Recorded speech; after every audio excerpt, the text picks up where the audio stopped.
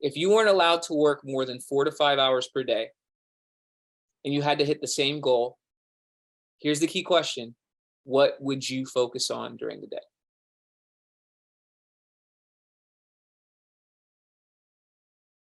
Welcome, everybody. Today, I'm excited to bring on with you Khalil Stultz. We're going to be talking about how to grow your business without scaling it. He has such a passion for business and for family. We share that in common. And I'm just really excited to have him here. Thanks so much for joining us today, Khalil. Hey, thanks for having me, Wade. Absolutely. So Khalil has 10 plus years of experience with sales, talent development, and business development. He's a growth strategist and an entrepreneur. Before launching into his own ventures of sales and digital enablement, he churned and burned in the field of outbound phone calls. That's how you know somebody's done the work, converting cold calls, learning how to do that and converting that into cash. Now he works with business owners so they don't have to waste their time with a lot of those things that used to work that some people are still pounding on, inefficient sales, marketing, that sort of stuff. So maybe if you just share a little bit about your story, because I come from the insurance field. We're Yep. one of the first fields of, yes, you grind and you get on the phone and you pound the phones. And it works so well that when the technology started changing, people still said, no, you still do it that way. And some things don't seem to work. So share a little bit about your journey if you don't mind. Yeah, absolutely. Yeah, as you mentioned, I started cold calling, particularly 150 calls a day, roughly, in the transportation space at that, for about 3.5 years. And I'm sure you can imagine dealing with shippers and truck drivers all day. It's not for the faint of heart, right?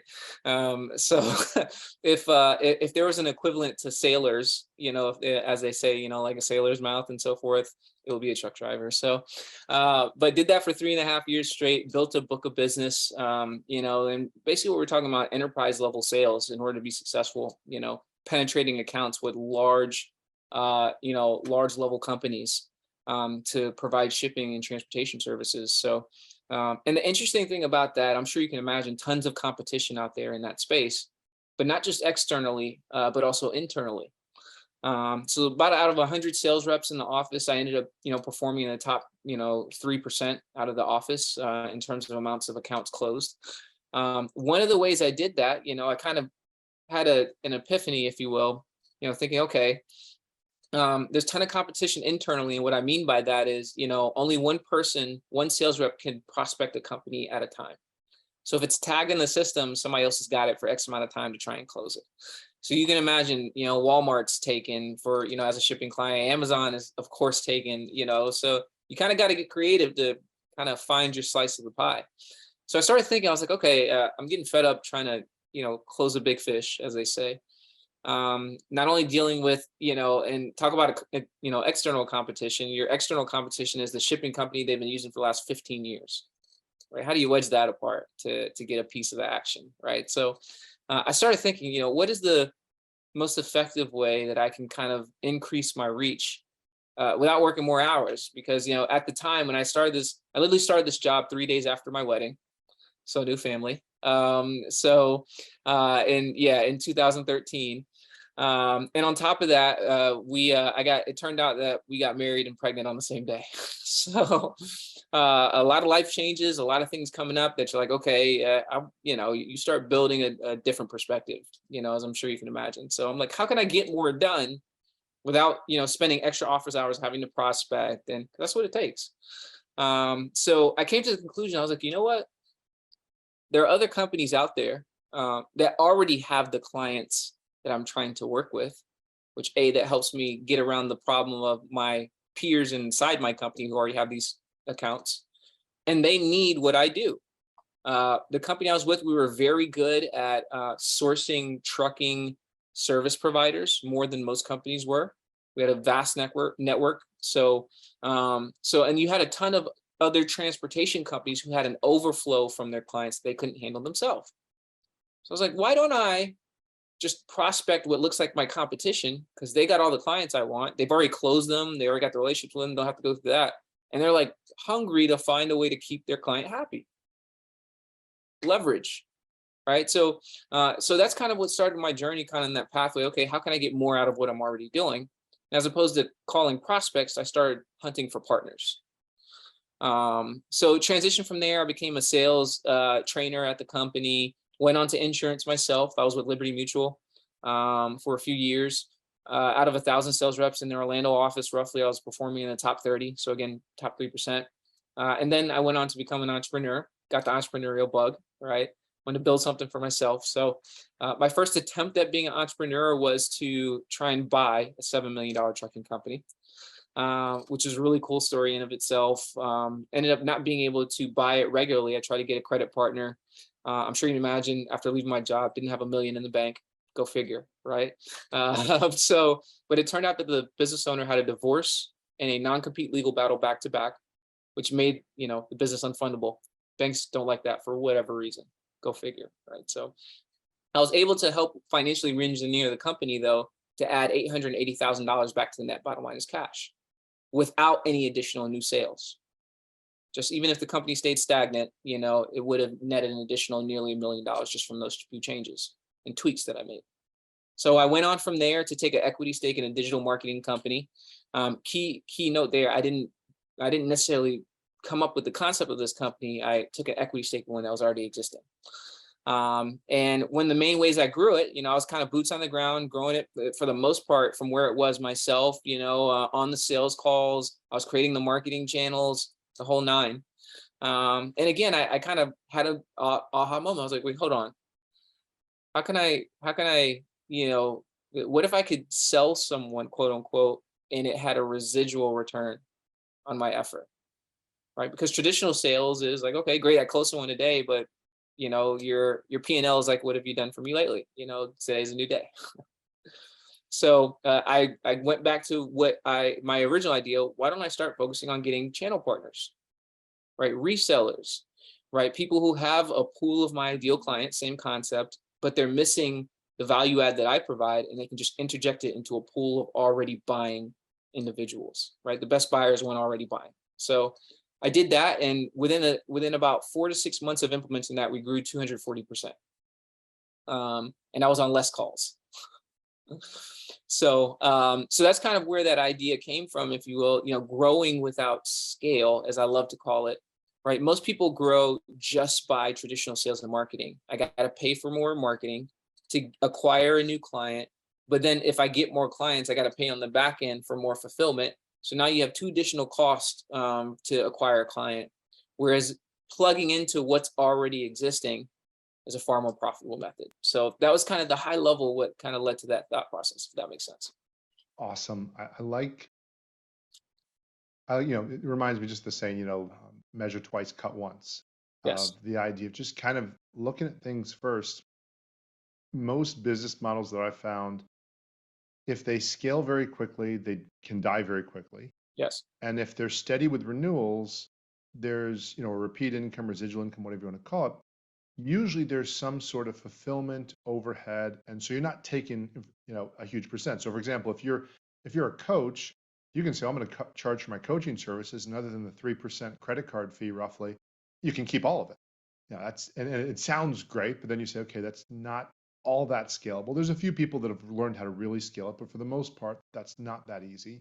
And on the flip side, if you have a business, an insurance agency, a software business, whatever it might be, you're usually able to get to about maybe 30% of profits, roughly, because you have overhead, you have team members, you have other different things like that, and those can be good too. But to your point, I just find so many people, and I've run in this before, where, especially as our kids were growing up, it was kind of this question of, okay, well, how do I figure out how to make more, help more people? I mean, somewhere in my equation, I figured, yeah, okay, I've got to create some more value. It's not just going to magically fall from somewhere. But to your point, who are the people that really need me, and even who are the people that either are already looking for me, that already appreciate what I have to offer? Yeah. Maybe share a little bit about that, because if you don't mind, because I think I listened to what you said. You and I talked about in the pre-interview, so I kind of got it. But I think people listening might even use even a little more specific example, in the sense of, what did that look like, as far as you now saying, okay, I'm working with these groups, trying to get them, and now I'm working with the competitors. But if I understand you correctly, you became a trainer for them. So you basically looked at the whole operation, the whole industry, in essence, rather than saying, okay, I'm looking at it from one angle. I mean, is that pretty much what Yeah. happened there? Yeah, multi-pronged approach, right? Have multiple legs working for you, right? That's real growth. I mean, you look at any major corporation. I don't know a single billion-dollar enterprise that literally does or offers just one thing. I can't find it, right? I don't know any top-level entrepreneur, Elon Musk, Jeff Bezos, that does just one thing. Right? There's proper diversification that happens. So, yeah, to your point, you want to fortify your business with rightful diversification, and you don't have to build those things. That's the key. What most entrepreneurs do, man, I got to go fix this and implement that to do it.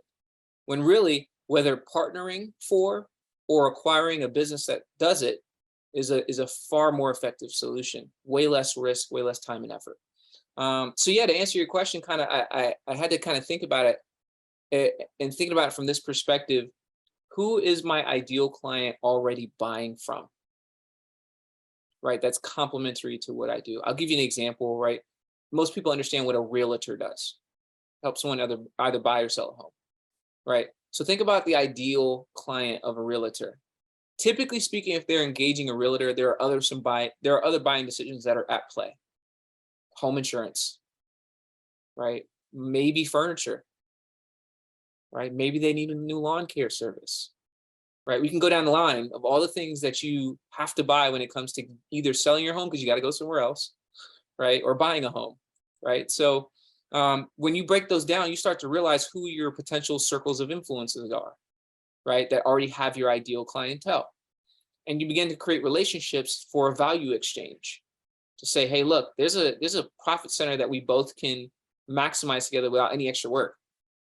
Mr. Lawn Service guy, you got a list of 5,000 people in this area that need X. Well, hey, what if we just, market it to that list who already trust you anyway, right? People do business with those they know, like, and trust. That know, like, and trust is already secured. So let's just leverage that. That's way less expensive and way less toxic to a business concerning growth than just marketing for a new client. So when we talk about, how you grow without scale, right?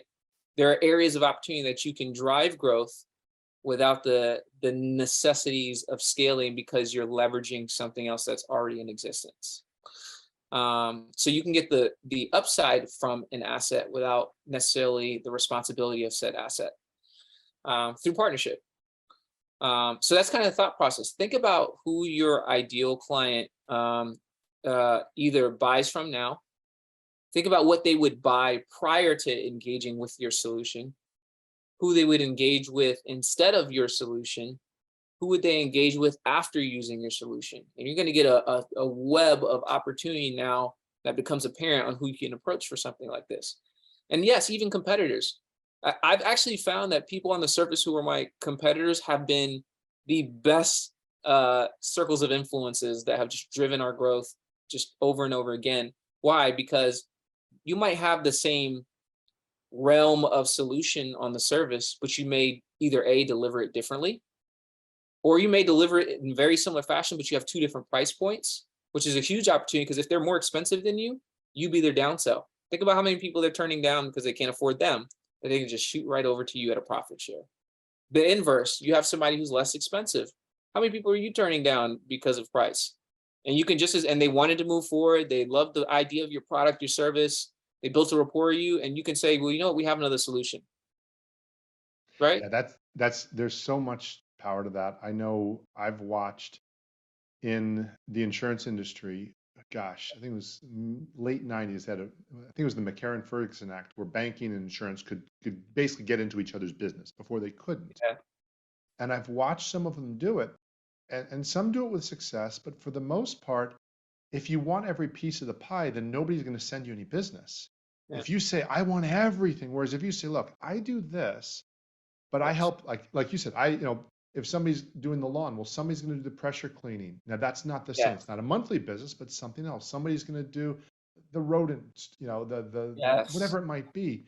And so that's the part that I remember a gentleman, Doug Andrew, who I'd met, and he always talked about, can you make your competitors your customers Your customers. or your partners into Yeah. what you're saying? And just look at it from a different standpoint, because I've just always found anytime I've shared with people, I do quite a bit of sales coaching, not as much marketing, but sales, like the one-on-one Yeah. thing. And I always tell them, look, very often there's a sale walking right in front of you. Yeah. But if you don't know how to see it, it's not a sale. It's an opportunity. Went right in front of you, you missed it. The client's screaming out a certain product or a need. And to your point, if you have a partner where you say, look, here's my guy, or actually before you do this thing that you need to want to do with me, gosh, you need to do this first. And I've just seen what credibility it builds. In like Yeah. here in Florida, as you know, the homeowners insurance market, sometimes the clients I work with, they can't even write. And they say, well, let me send you my friend who writes homeowners insurance. He'll get you a better deal, or she'll get you a better deal. And the report bills to actually demonstrate, yeah, I delayed gratification or I waited on something. And the most inefficient part of sales is persuasion, Yeah. to get you to know, like, and trust me. And not just trust me that my intentions are good, but to trust that I'm competent. People, I think, forget that. Wow, this is just something. I think that, so let's say somebody, and you and I both are in the field of education, content creation in different ways. Mhm. So what would you say then? Okay, so I'm going to I'm going to play to a stereotype, if Mhm. this is cool, an archetype, if you will, or an avatar, however you want to word it. So there's the content creator that says, okay, I want to help people be more productive. Now, Okay. okay, that's a really generic Right. conversation. A lot of people say I'm a productivity expert. Say, okay, let's say that person's really good. They're really good at productivity. And let's say they're specifically good at the time management part. Okay. How might that person, who might they be looking for? And it's productivity, like personal productivity. So they're working with entrepreneurs. They're working with people just like me and you. Okay. And you and I know there's different dimensions than just the mechanics and who are people that they maybe could be looking at or That's talking such a to. great question. I love that. Here's a few ways that I would think to go about. I would start with who the ideal client is. Now, this is a whole nother topic almost, but it's relevant. Um, you have so much variability because you haven't dialed in who the ideal person is. Most people, hey, I help everybody, great. But there's a sub niche that would be even more effective for you and higher converting because you're speaking specifically to them. So it would behoove you to find what that dialed in lane is within that. So I help entrepreneurs. Let's get that. Here's a great thing. I help entrepreneurs who are want to spend more, who want to continue to build wealth, but spend more time with their kids. A lot more specific. And it became less about marketing, hey, I am a productivity coach, and more about, hey, I help people get more time, get more valuable time back with their kids and build wealth. And the vehicle to get them there just so happens to be productivity training. It wasn't about the vehicle, it's about the destination, right? There's an old saying, people don't buy a drill, they buy the hole, right? That's what they think about. And the drill is just the necessity to get there. So that's why they buy it. No, nobody really cares about a drill, right? Yeah, I mean, like, let's just be frank. Unless you're a carpenter, and even still, it's still an end. It's a means to an end, right? So with that in mind, now that makes it a bit more clear. Now I can ask, who the heck are working with entrepreneurs that have kids, right? Are there private schools? Are there, we start to think, right? Where do they hang out? Where are they doing business, right? And that's where we can start getting more clarity, right, on where we can go to say, hey, you also work with, or a percentage of your clients are entrepreneurs with kids. Maybe it's an accountant who deals primarily with business owners, right? And we can start saying, hey, you know what? You work with a ton of affluent business owners. Let's say, are any of them, family, people? Do they have kids and so forth? Do you ever hear that they want to spend more time with their kids? Um, well, yeah. So those are some ideas, right? But it's going to really be help when you can identify who your ideal client is first. Then you can ask the question, who are they doing business with now? Those are kind of those two steps I would go to figure that out. That's so huge. I think about when I started this podcast, I had watched other people do podcasts, and I watched some of them always only be the host, to where then you say, okay, gosh, if I'm only ever the host, nobody knows that I know anything. They just think that I just ask questions. Yep. So I went the reverse. I got into this, I got into batch recording episodes. So I got like 50 episodes and it's all me talking. Well, needless to say, nobody shares it when it's only you. So that was the extreme the other way. Mm. But I was almost myopic in my topic. I was like, okay, it's got to be about specifically 3-day weekends and 4-day work weeks. And that's it. And Yeah. then all of a sudden, I had a couple people, they'd say, well, hey, Wade, if so-and-so wants to have this, would getting more sleep help them? Yes. Would having better nutrition help them? Yes. Would getting better leads help them? Yes. It's like, oh, okay. And I wasn't trying to be resistant. I was trying to be a purist and say, okay, I'm going to focus on this. And I thought that's what niching meant, to say, okay, I'm only going to do one thing. And it became such a tunnel vision. It was like, okay, unless you're already doing it. And then I thought, wait, then everybody who's already doing it is actually pretty much my direct competition. Although you mentioned something else that I want to talk about, or ask you to talk about a little deeper. That idea, which I've seen so often, of the price point thing. Again, coming in the insurance field, I think if there's certain, larger insurance companies that they won't write people unless there's a certain amount of premium. Yeah. And I remember my brother, hope it doesn't get him in trouble. In his agency, once would tell the people who, worked at these bigger businesses, he'd say, look, if you're not getting commissioned on this, but you have to write it anyway, just send it my way. And there was no like exchange of funds, but he's like, why should you do the work if you're not going to get paid on it? Because interestingly enough, below a certain price point for the employee, it was a pain. Like, Yeah. I've got to write this now and complete this so that this person doesn't complain and I'm not getting paid squat on it. Now, from a business model standpoint, there probably could have been a more elegant way to do it, but he even just told the employees, and like, sure, because literally they were like, no, we don't do it. And it made sense, the price point. So how can that person that is perhaps your competition, either by price point or Mhm. even by a different niche, maybe they're into a different Yeah. angle of the niche, how can you explore that? And maybe even to give a little clarity, because we also don't want to be naive and say, well, everybody who's our competition. How would you determine a person that's a good fit of what appears to be a competitor that could be a collaborator versus somebody that's like, no, no, that's a red flag. They probably are going to do me wrong, and that's not a good thing.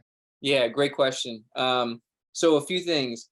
I actually want to kind of point to that this sounds like a really different concept, and it is unique, but I want to kind of point that most entrepreneurs engage in this process in some form or fashion already. If you get clients, you go through a lot of similar mechanics, right? You got to talk with a client to see if they're a good fit, right? There has to be an exchange of value for them to move forward with you. Those principles are similar. They're congruent with talking to a potential or prospective partner, right? If you can paint the picture of value, paint the picture of upside and opportunity to them. Hey, you got this thing that's laying around that could yield potentially X without really much of any extra work for you. What entrepreneur doesn't want to hear that? What fellow business owner is like, nah, unless they don't trust you. But I mean, really, why wouldn't that be appealing? So the simple thing, solution is ask, right? Ask, explore, paint a picture together, see what fits, and be open minded. Don't be rigid. Don't be cookie cutter. Kind of allow space for whatever could happen to take its form as you guys explore together. But I found that what really helps here is painting what's called a value gap, right? Where is there an area of opportunity that they could be maximizing, but that they aren't, that they overlook, they didn't see? So to answer that question even further, I've found one of the best ways to really make that connection, to develop a sense of trust and what most call authority, is by helping to teach someone something. If you can point to say, hey, look, that diamond you've been looking for is under this rock here, they're gonna say, yeah, I want to talk more, right? Because you've added value, you've helped them to maybe get a renewed perspective on what they do. So yeah, being able to do that, and that takes practice, right? And so forth. It takes work, but that's something that's going to really help to connect with someone for them to say, yeah, I want to talk more how we can do something together. Yeah, I think there's something to that too. Just the basic idea that, I've always told people, I try not to rely on good human nature. I believe humans are fundamentally good. That's a whole different conversation. But I also, for business, I try not to rely on that. I try to rely on it being in their best interest. So to Yeah. your point, when you help somebody get results, whether it's a prospective client or partner or however you want to look at it, if you're really good, or I've just seen this when other people do this with me where I'm impressed. It's like, okay, I kind of need this person. Or at least going without this person is going to make it a lot harder than it needs to be. Hmm. And I just think of over the years in the field I've been in, the insurance field, and maybe it's just the nature of the field. A lot of the consultants, it's been 20 plus years. There's very few consultants I'll meet, and this is not meant as a slight, but the industry is so win-loss mindset that it's Mm, hard to find people. And maybe it's because they're used to geographical territories or whatnot, but it's hard to find people that truly want to partner.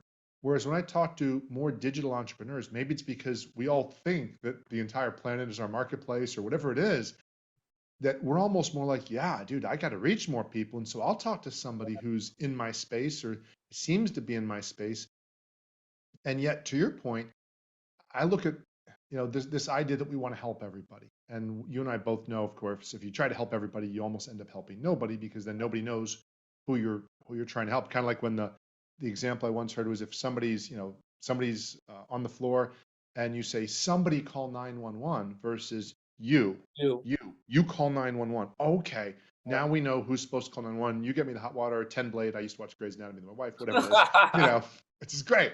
Um, but I think from that perspective, there's always that sense of you know we understand opportunity costs as entrepreneurs. Well, if I target the high end, gosh, I'm leaving all this money on the table on the low end. And if I target the low end, and I've just always found, well, look, if everything that's on the high end I get into, and everything on the lower end, my buddy says, hey, Wade, you know what? You send me that, I'll send you this. Easy. I mean, correct me if I'm wrong. I've just doubled my marketing force without having to do a single thing. And I'm better looking out for my prospects. So when I do those strategy calls or whatever it is that I thing is, that 20 to 30% that doesn't fit, rather than me trying to squeeze a round peg or me trying to convince somebody why they just need to trust me and put the money on their credit card, which can feel very icky and can hurt you. Mhm. Why not just say, hey, this other person's got something that might be more where you're at? I mean, that's kind of what I see it as. Is it really that simple sometimes? If once you've qualified the person, and then how do you kind of ease your way into that? Because I know I've been to some marketing meetings where it's like, hey, we've just thrown 20 people in a room, we're all gonna refer each other business. Like, I have no idea who the hell these people are. And so that's very scary versus, like you said, qualifying somebody, feeling like you have a good sense of what's going Yeah. on, And and then have a kind of easing conversation. into it. Yeah, that's it. Have a conversation, get to know 'em, you know? I mean, that's really it. And yes, conceptually, it can be that simple to say, hey, look, you got this over here, I got this over there, here's how the pieces can fit. And let's explore that. And really, that approach is, hey, you know what?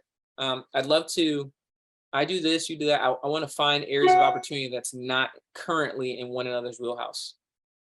Absolutely. Right? You see that approach? It kind of reduces the thought of, hey, we do the same thing, but we're here to explore what's in your wheelhouse, what's in mine. We're two different people. I doubt we do exactly everything the same. If you're married with your spouse for however many years, you two don't do something the same. So it's safe to assume we probably don't. We probably got some area of differentiation that we could probably maximize together, right? So that's the perspective. Awesome. So how does then a person start balancing this concept of scaling at a pace that's comfortable for them? So you mentioned you got married, pregnant. What's that? I mean, there should be some sort of bonus for that from the government or something. I don't know. Just I that mean, that's pretty efficient. right. Um, but you know, how did you, or how should somebody then, or how can somebody understand to say, okay, I've got something that's growing. I guess without giving up, because then again, it becomes this, I was thinking about, what are the fears people run into? Well, if I go too much into this, am I giving up what I'm currently doing? How can a person start scaling in a way? Do they say, I'm going to invest a certain amount of time per week in relationships? Do I a certain amount of revenue? Or how do you do it to where you Great say, question. I'm not losing where I'm at? And just bottom line as a provider, whether you're male, female, whatever, that yeah, I still got to pay bills. I can't just go into partnership mode or scale mode. I've got to make sure I'm still paying the bills. That's a great question. My suggestion and thought is to you should be spending time set aside and sacrificing time throughout your week to think about what you're doing and not executing. There should be time for strategic thinking, and not doing this will cost you years. So I'll say that again. You should be spending time thinking about your business. As I say, on the business versus in it. And I'll put it this way. There's an old saying, if I have 6 hours to cut down a tree, I'm spending 2 hours to sharpen my axe. Right? What most people do is I just got to get to work, and they start hacking. You're shaving off years of your strength, your effort, and your energy and your morale just by hacking. What you need to be doing is spend a little time to sharpen, right? So that way everything you do there and after yields higher amounts of results. So going back to that thought, what you need to be doing, when you do that, you'll be able to see the points in your business that you can tend to better systemize them. Once they are better systemized, and whether it's systemized through hiring an employee, or systemized through some form of software, or systemized through a partnership, is kind of both and. You at least, you get what I'm saying. Like, if you sacrifice a bit of time, a chunk of that time to that, it's going to solve the problem, right? So I'm a little biased. There's probably nothing business-wise you couldn't accomplish without a partnership. Man, I need more sales reps. You get access to that through a partnership. Who out there has a few sales reps that their calendars aren't exactly packed to the brim, right? And you can get their calendar packed without them spending any extra marketing and a commission that they don't have to pay. Yeah, they'll keep their employees happy, right? You see the thinking? So okay, what do I need to systemize? How can you partner for it? Right. Yeah, and I love something you said there. I just love what you said. Is so usually when people say, well, if you work on your business versus in your business, it's gonna save you money. And you didn't start with money. You said it's gonna save you years. And that's the thing that I think people miss is share a little bit more about that, because again, you reach a certain age. I don't know, I'm 50. So you reach a certain age, we're like, okay, there's certain things I can't do physically anymore. But at 50, I'm at least somewhat aware that there's a certain amount of time I have on the planet. So actually, you telling me I lose dollars, it mattered. I've lost plenty of dollars. I've done a lot of stupid stuff by this time in my career. So you tell me I'm going to lose some money actually doesn't bother me that much. You telling me I'm going to chase my tail for 30 days, 90 days, a year, 2 years, that bothers me. Maybe if you would, what does that look like? In fact, go a little bit deeper if you don't mind. What does that look like? Because a lot of people say work on your business, in your business. What does that look like for you? Or what do you coach people to do when they're saying, okay, business is doing X, whatever it is, and I'm paying my bills. I'm working 40 hours a week, just to keep math really simple, though we both like 32, but we'll start with 40. Yeah. And that starts to push it really at this point. Right. So what would I be doing, and what would I be looking for? Great question. So here's what I tell people to do. Take your current income, where you are in your business, however you gauge, how you view your scorecard and how you're doing. We'll use revenue that's how most people think, right? And let's talk about what your revenue goal is for the next 12 months. So let's say your business is doing 500 grand a year. The goal is $1 million. What most people do to engineer how they're going to get to that $1 million, they start thinking, okay, how can I get more customers? How can I push more hours in the office to get X done? Here's what I tell people to do. I want you to that 12-month goal to double your business. Keep the same goal. Now let's imagine that you got 6 months to get it done. Same goal, but you only have 6 months as opposed to 12 months. What would you do in your day? What most people would think to do is, man, I got to pack more hours onto the calendar. Let's go a step further. You got 6 months as opposed to 12 months, and you got half your workday to do it. If you weren't allowed to work more than 4 to 5 hours per day, and you had to hit the same goal, here's the key question. What would you focus on during the day? And immediately you begin to realize, I need to change what I'm focused on. Because what I'm doing now is not going to accomplish that. That's where the real realization moment is, by kind of walking through that process. That's where you need to get to. Is what you're doing now going to be able to get you exponential results, or is it maintaining and getting you incremental results? It's what you focus on. We call it leverage, the 80-20 rule, as they say, right? And the interesting thing about that 80-20 rule actually breaks down further to the 64-4. And even beyond that, it breaks down to there's 1% of your action that yields 51% of your results. That's mind blowing. What if you can get to the point that just focus on the 1%? How productive would your business be? I mean, if you could spend 3 hours a day focusing on that 1%, where would your business be in 6 months? Man, you're freaking me out because I just literally last night I slept well for half the night, and I woke up and I said I gotta read 80-20 sales and marketing again. Wow. And I know I heard you say I know that's from that, so I know Yeah, you've read that. I could tell. It's like, gosh, man, and I literally I forgot in my subconscious because I went back to sleep. So thank you for reminding me of that. Like, there you go. yes, That's there's it. just It's what you focus on. That's the bottom line. The bottom line answer, what you're focusing on with your time is going to dictate how long it takes. And I'll even say this: there might be some area where there's some sacrifice might have to be made. You might have to shift a little time focusing on the things that maintain to invest that time for things that are going to yield exponential results. There's going to have to be a shift that has to be made one way or the other. Um, that's the cold hard truth. Um, that's the part I think though that a lot of people. It's funny you hear about most people like got well most whether it's Tony Robbins or this one or that one. It's usually hey at some point I lost all my money. I went bankrupt. I this I that. And I find sometimes as entrepreneurs, when we get comfortable, it gets harder for us to do something as simple as, well, no, you know what? I need to have the organic juice of the best quality because that's the best thing for my body. When you could easily probably cut your expenses by 20, your lifestyle expenses, your groceries, your this by 20%. And again, I'm not looking to knock on nutrition either. I'm just saying there's certain things. Sometimes we get so inflexible, and then we get our butt handed to us. We're like, oh, now that I'm completely at the bottom, now I can figure out how to save like 50% off my expenses. But there's this almost resistance to take any step back or any working on the business. I think that's your point. Is gosh, if you're not willing to do some of it, I mean, are you pretty much just you use the term incremental returns? Correct me if I'm wrong. At least in your experience, I've kind of seen this.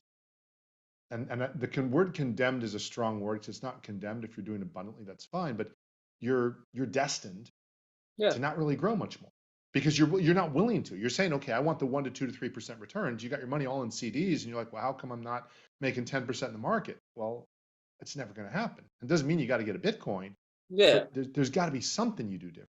yeah. And that's it. It's and just carving pieces of it out. And when you kind of go through that mental exercise of your calendar, you're going to start to realize what's really important with your time and what's not. I mean, you checking your email for 2 hours a day. Oh, I got it. Well, let's be honest. How many of those emails have actually generated you revenue? Let's be real. I know we got that good old entrepreneurial optimism. Hey, something, this could go some, let's just be real. When was the last time you checking your email really made you money? Really, really? Uh, like unless you're doing outbound email campaigns, I do some and they legitimately have, right? But even that, I don't, I outsource. But even the email didn't do it. You had to have had some sort of relationship or value creation. It's not like somebody said, "Oh my God, an email." I've got to buy this. The Yeah, email is probably just the vehicle that happened to collect the money. It's the correct, messenger. Yeah. correct. So at the end of the day, it just gets back to it. You have go back to that example. If I had to accomplish this in half the year, in half the day, working hours per day, it's going to make really clear. Yeah, this thing I'm doing would not fit that time budget. It's got to go. So either I need to automate it, outsource it, so I can drill down on the 1% of stuff that's going to push 50% of my output, and let me Absolutely. double down on that. So one of the other things we talked about, and this is something this actually I feel like this in some way reflects even where I'm at. I'm really strong at one-to-one sales. I'm not really great at marketing. I do educational marketing stuff. Mhm. And I've been told great coach, great this, great that. And I'm saying it not just like, hey, Wade's so awesome, but because I know a lot of people like this, that they're really good leaders, coaches. They're not phenomenal at the mass marketing, the messaging, or even just the, what would you tell somebody who is really good at their, or whatever their craft, their thing? Yeah. They're good artists, but they're not great at the marketing. I'm not talking about the person that they're afraid of marketing, but they're just not good at it. Like, I'm willing to do it. I suck at it. Yeah. There's several things, right? There's getting a coach and mentor. That's a huge shortcut. I mean, just the uh, I'm going to put it this way, and it's polarizing, but I'm going to say it. Learn to devalue money and value time. I'll put it that way. It's polarizing. You're like, what? Learn to devalue money, and you will gain more of it by doing that. But in essence, yes, I would either A, find someone who can help you learn, or B, partner with somebody who is weak where you're strong and strong where you're weak. So if you're great at sales, but you're struggling with marketing, go find somebody who's great at marketing, but they can't close anybody. Yeah, and break that down real quick, because most people, you and I understand those words, because a lot of people use those words interchangeably. Great. That's a great And point. I try to make sure people are like, no, no, sales and marketing, they're connected, but at least the traditional definitions, as far as I'm aware of it, are not the same. What's the difference between those two? Just even again for the oh, in fact, let's do this if you don't mind. Yeah. For the person that's an entrepreneur, solopreneur to 5 to 10 people, what's it look like when the marketing's great and the sales versus when the marketing's not great? What does sales feel like? Yeah, that's a great question. Sales is going to feel more difficult. You're going to experience more resistance and so forth. And to answer the original iteration of the question, marketing, as I define it, is really a creation of interest around what you offer, a creation or revealing of interest of what you offer. Now I like to actually break this down to, the most people look at client acquisition in just those two components, marketing and sales. I like to think of it actually as three. There's the marketing component, the creation or revealing of interest around your offer. There's a sales component that we all know, right? Which is how I define it. That's actually the process of nurturing, educating a prospective client to the point where they will move forward to become a client. And there's a middle component. I like to call that middle component prospecting, right? Which is the conversion of those interests into pre-screened, warm, booked appointments to then begin the sales process. So I like to differentiate it in three ways. But yeah, what's going to happen is if any of those areas are out of whack, let's say, you're great at sales, but you don't have any form of marketing, you're just living and dying by the next referred, non-intentional referred business, right? You're kind of living and dying by that. So if you have great marketing, but you not effective, no effective method of taking someone from prospect to client, there's going to be no value exchange. You're not going to make any money because So you're nobody. gonna have a lot of people coming in the office because your marketing, correct me if I'm wrong, your marketing Yep, brings them in. So you got great adverts, you got a great storefront, you've got great clever ads. Somebody yep, comes in like, oh wow, I love your ad, that's great. And then the inability to sell. See, I almost see that because I'm stronger at selling. I almost find that inconceivable, but I feel you on the first part of, like, well, every once in a while a sale just drops in my lap yeah, because of, word of mouth and yep. whatnot. But when the marketing is strong, you can still miss out by just like, oops, I don't know how to get you to commit to that point. What would you tell that person if they have strong marketing? How do you get that person to want to, how do you ethically, honestly, all that stuff, get that person to take action? Yeah. So uh, I am of the mindset that the most effective mechanism of selling is teaching, and I'll explain what I mean by that. When you and I mentioned this a bit earlier about helping someone to get a see opportunity or renew their perspective is a great way for a non quote unquote salesperson to learn how to convert. Because if you can show them direction, which I assume you can, because if you're a great marketer, you know how to paint a picture, tell a story, most likely, gauge interest.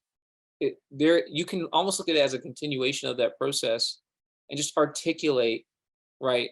Again, not the vehicle, The vehicle is just the last part of it on how they get there.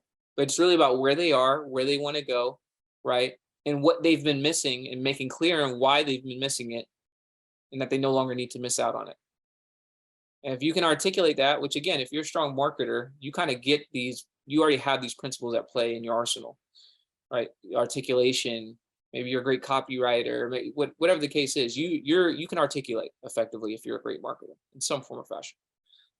I would use that as a continuation to educate someone, to give them a new perspective about their problem.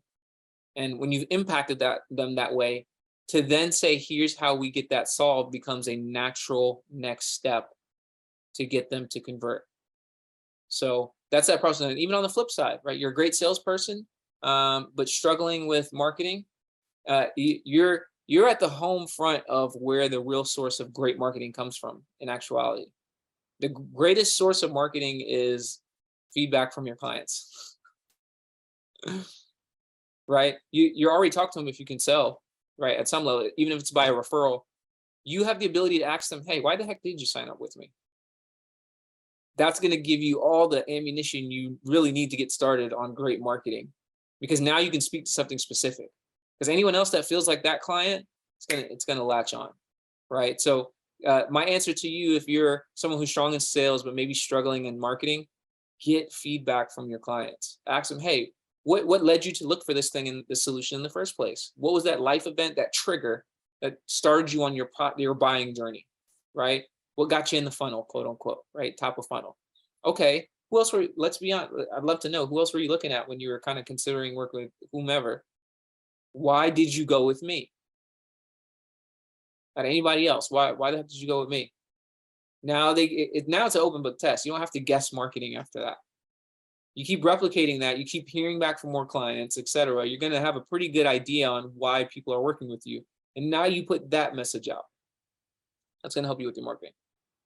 Yeah, I love that because it's scary. It's almost like asking the hot girl why she's out on the date with you. Like, me? Really? I But at know the I'm same amazing, you know. Hey, I know I'm amazing, you know. exactly. Well, that's and I think it's all how you ask it. To your point, because if you say this, why'd you choose me? Well, that's not very inspiring. Versus, oh, I'm curious. And I think like anything else, it's your vibe. You know, what was it? What was it? You know, what was it? Because we want to make sure, you know, we want to work with people like you. You know, what was it that, you know, that sort of a thing. Awesome. So one of the other things that this is one of the main reasons why when I saw your work, I was so interested to have you on the show, is that you do have this focus on family and work. Maybe if you paint a picture, how has doing, how is understanding how to grow without scaling, how to, all the things we've talked about, how does that help you create more time, more balance, have more energy? What's that look like? Yeah, great question. At the end of the day, it's really about getting more out of doing less. I mean, that's the name of the game, right? Again, what you focus on. Um, you develop a strong habit to begin to say no to things. No, I'm not available at that time. Right? Maybe that's, me personally, I section off times every day in my weekday for just personal time, right in the middle of the day, right before the kids get home. I get a nice hour to an hour and a half of decompression before the kids get home. I'm not taking calls at that time. I don't care how, right? But what that does is it increases the value of your time. The more you tell people no, right, the less supply there is, the more demand there is, right? So just by default, you value, again, devalue money, value your time. The more you value your time and tell people no, the more your time has value. So that's really a great way to kind of begin that pathway. And that's how I do it from a practical perspective. Look, all right, this seems like a huge potential deal. And just, I got, no, these are times to section off for this. And that's that, and if you can do that confidently, you'll actually be surprised on that perceived value becomes more apparent. Don't be surprised if implementing stuff like that actually helps you to increase your conversion. Yeah, I remember when somebody told me that the first two, they're like, Wade, just trust me. When you tell people, because I was afraid to tell people that I don't work on Fridays, and I'm trying to get to this consistently, 3-day weekend lunch, like, Wade, trust me. And I started doing it. And all of a sudden, the same people, the same conversations.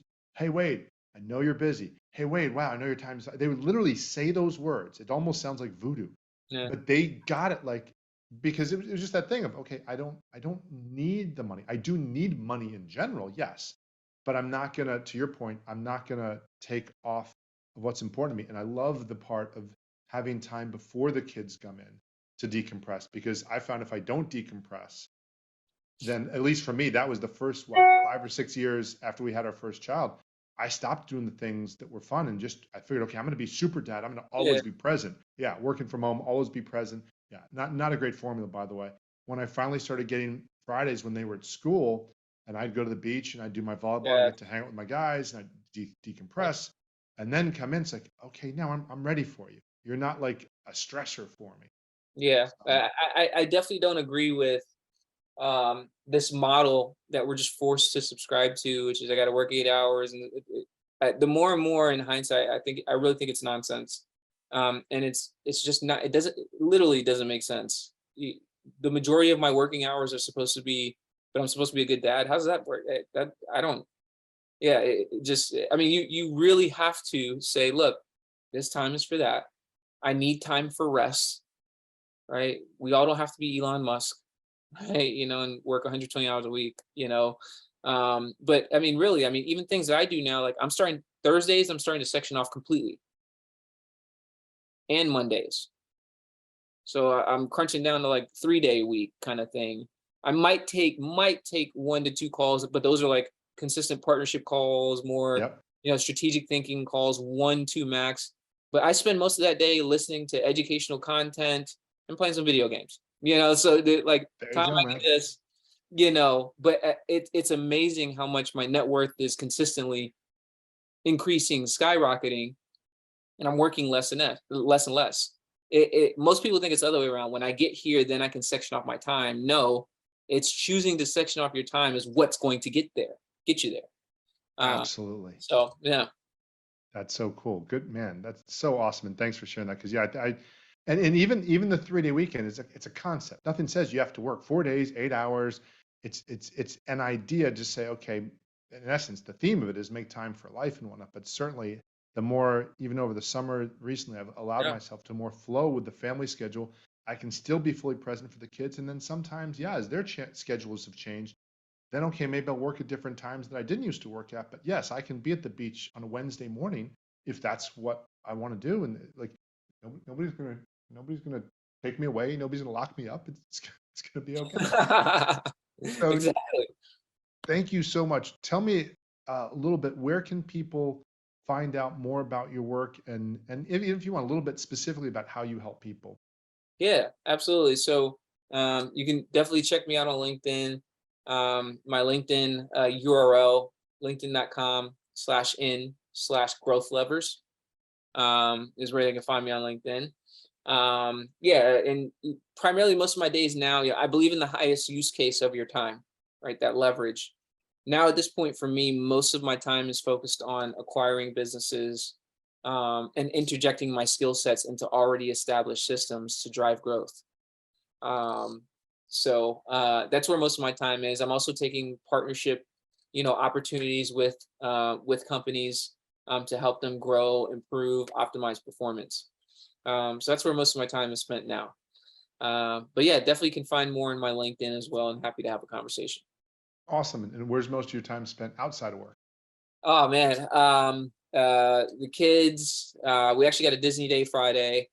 Going back to Star Wars, Star Wars, Star Wars. So looking forward to that. And then outside of that, just enjoying some video games, watching TV with the wife, going to the beach. We travel a lot. Yeah, I mean a lot. Probably we're getting to the point where we're gonna start traveling probably monthly. Um, Nice. so we're about getting to that pace. So yeah, I mean last night went out, shot some golf with a couple friends from my church.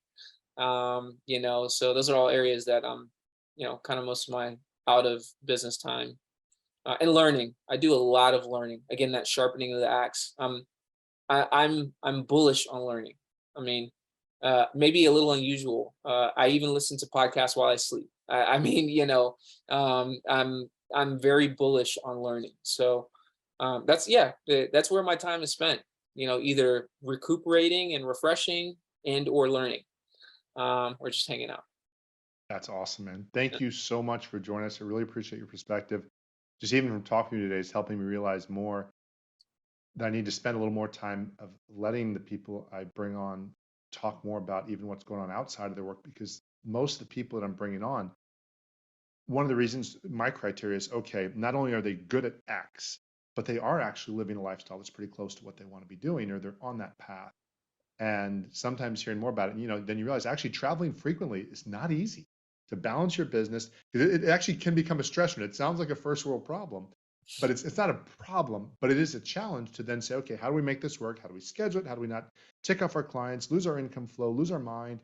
So if you're doing that, that's awesome, man. Thank you again so much for joining us today, Khalil. Hey, thanks for having me, Wade. All right, and everybody, as always, I look forward to helping you impact more people and make more money in less time doing what you do best so you can better enjoy your family, your friends, and your life. Thanks for listening.